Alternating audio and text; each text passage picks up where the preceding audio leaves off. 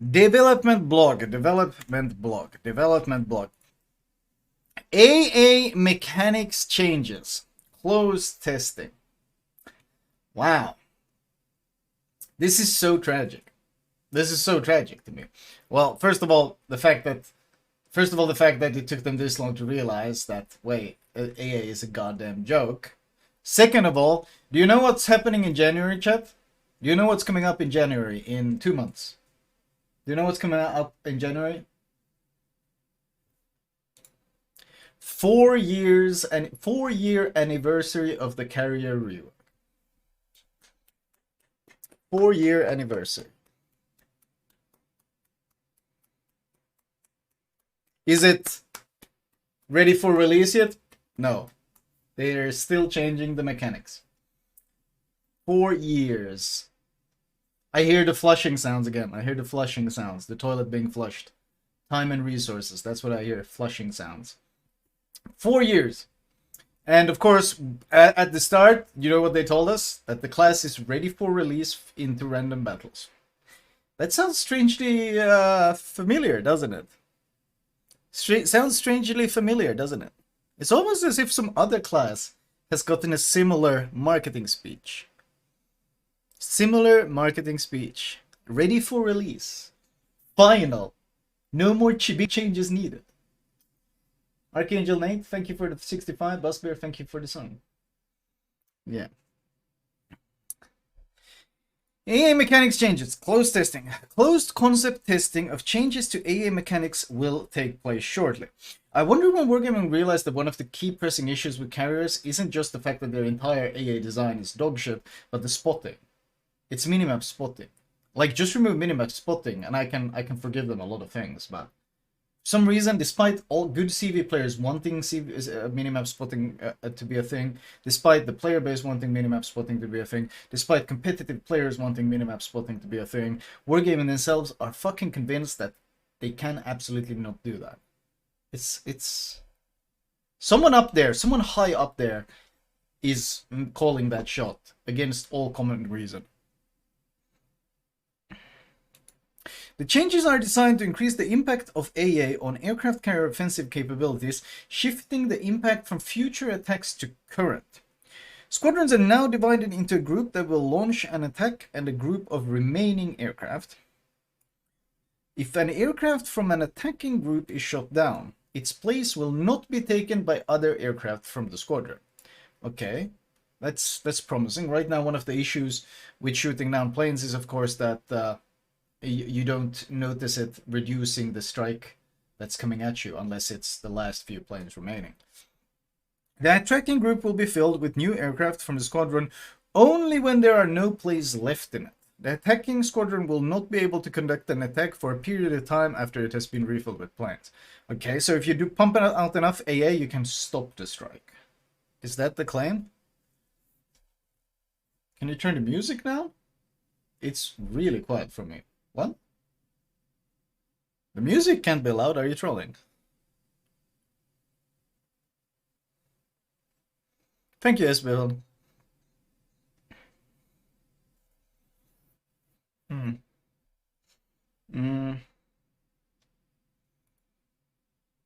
AA will have a new parameter that sets the chance... Oh no.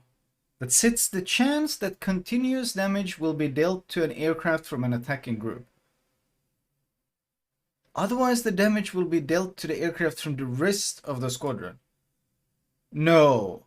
More RNG in AA? More RNG mechanics in AA. Oh, that's... No! That's so stupid! Look, if a torpedo comes my way, and I turn out, I want to be able to evade it. I don't want it to randomly shift course and hit me like a fucking submarine torpedo. That's what they're doing here. You can't rely on your AA at all. This makes it that you can't rely on your AA. You see, oh, tier 8 CV is coming in. I got really strong AA. Oh, RNG decided I'm not actually going to hit the attacking squadron, and I hit the full strike. What? That's so stupid. Chance to deal damage to the plane you want to deal damage to. Yikes.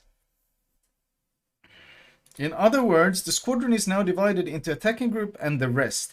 AA can attack either an aircraft from attacking group or from the rest. And there's a parameter setting a chance that AA will choose an aircraft from the attacking group.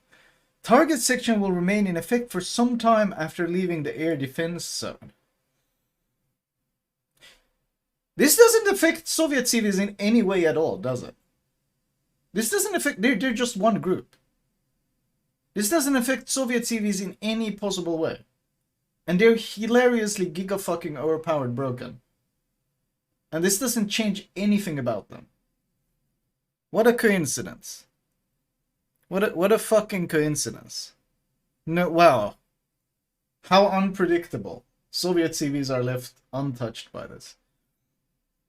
Target selection will remain in effect. If a squadron flies through multiple ships' air defenses, all continuous damage will be dealt to one selected aircraft. Okay, so the planes will drop off like...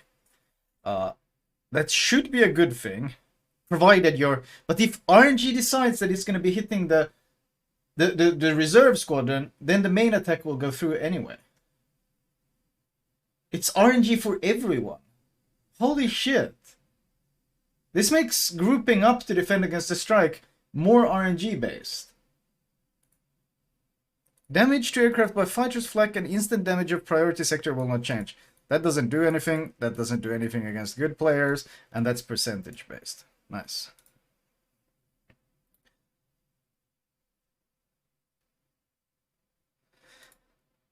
Well, it kind of does. The second part means only their strike aircraft can get attacked since they only have an attack group. No, it doesn't. I mean, it doesn't change anything for them because, like, I mean, this is how it works for them right now. And Soviet cities have so many different immunity zones, and they drop outside of AA ranges, and like, there's a shit ton of features that favor them right now. And this doesn't change anything about playing against Soviet cities.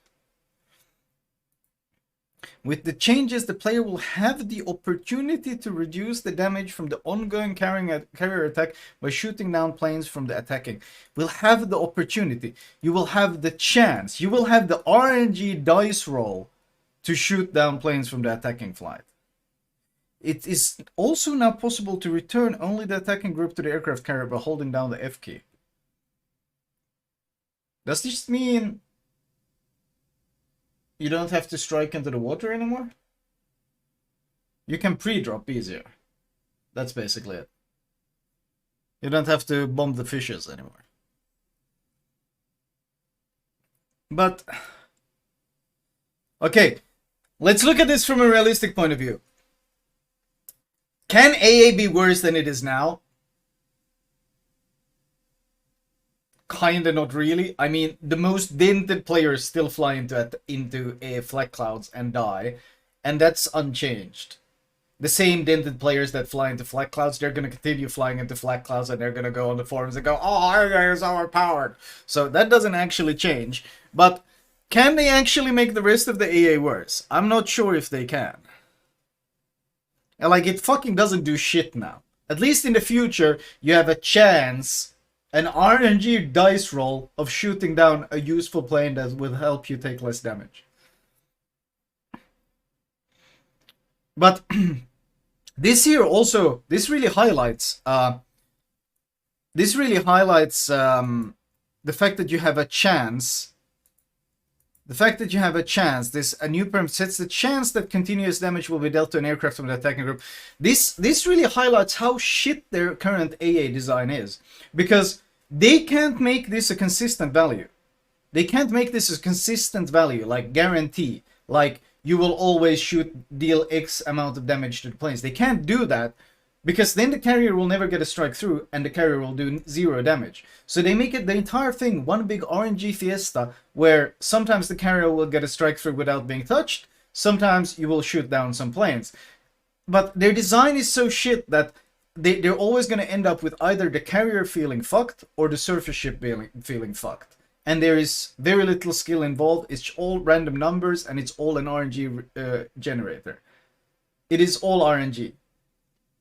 So this just highlights just how awful their current AA design is. It's from the ground up just a shit show. It's a fucking gambling poker table. And if they flip the odds even slightly one way or the other, it completely breaks it for everyone else.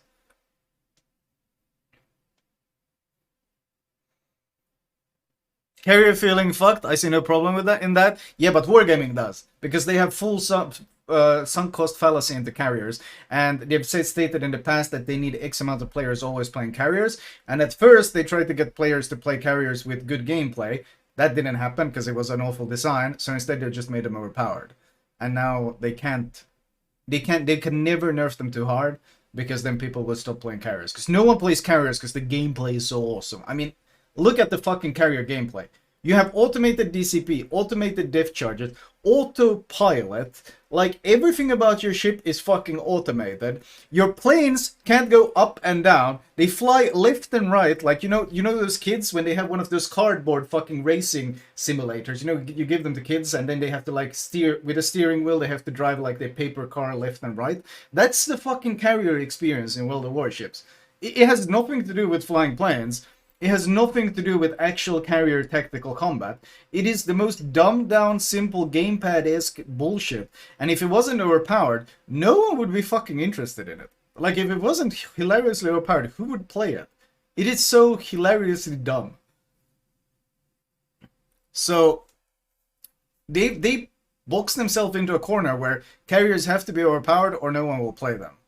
And now they're trying somehow to make surface ships feel like they have a chance in dealing with them, because obviously their numbers are showing that being tortured by CVs over and over again isn't exactly doing numbers, or isn't exactly doing wonders for their player numbers. I mean, have you seen NA player numbers recently?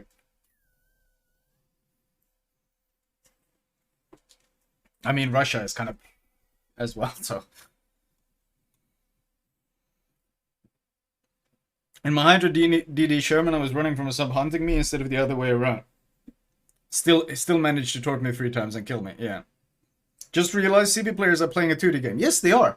They have no elevation things. You gotta remember, there is more up and down, more like X-axis, or is it Y-axis?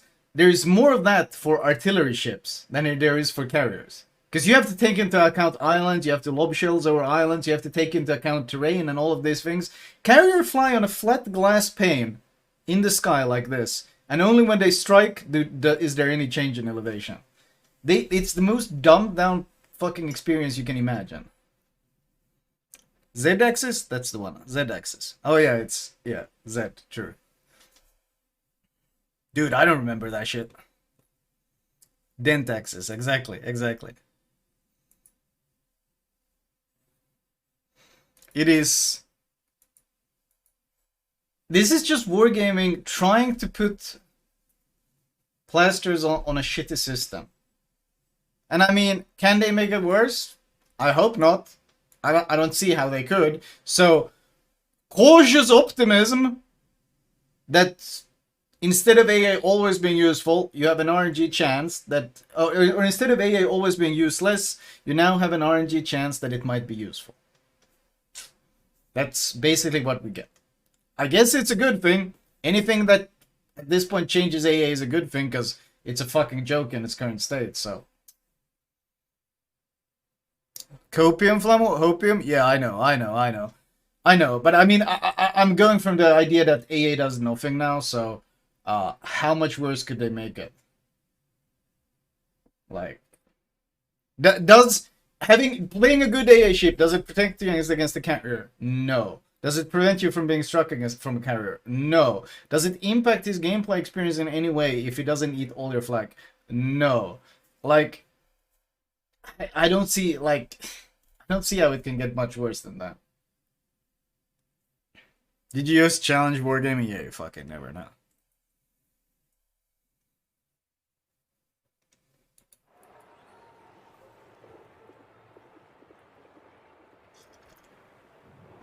Went from AA does nothing to AA, if you get lucky on the dice roll, might do something. Yeah, that's the change.